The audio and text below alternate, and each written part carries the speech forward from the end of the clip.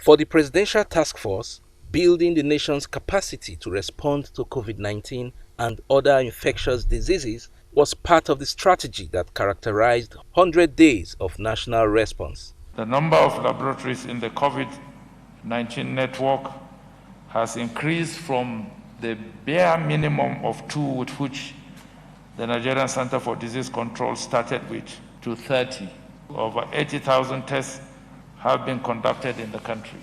Over 13,000 health workers have been trained, increasing the human resource available for case management. The number of beds available for isolation and case management has increased from 3,000 beds to about 5,000 beds nationwide. The Minister of Health and the Director General of the NCDC updated the nation on the outcome of investigations into the mysterious deaths in Kano, as well as the rising cases in Abia.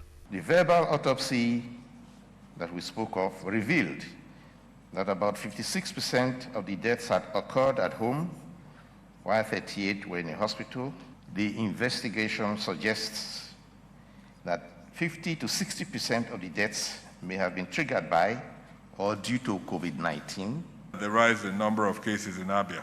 We know people in the southeast travel a lot, so there was no reason why there wouldn't be more cases there, given the tendency to travel. So from the very beginning, we were always worried about insufficient data coming out from the southeast. Initially, it was thought to be about testing, but we've improved the testing, access to testing capacity now. Protocols are being fine-tuned ahead of the resumption of evacuation of Nigerians abroad.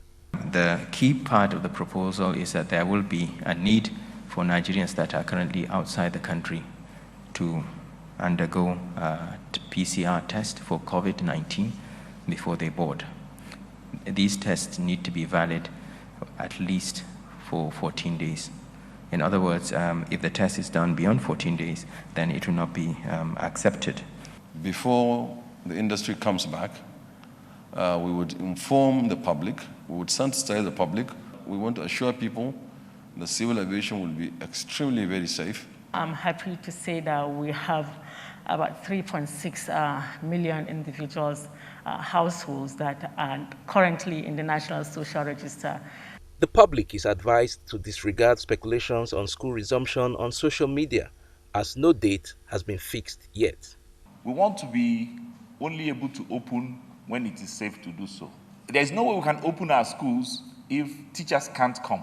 So we are looking at somewhere after these interstate lockdowns are lifted.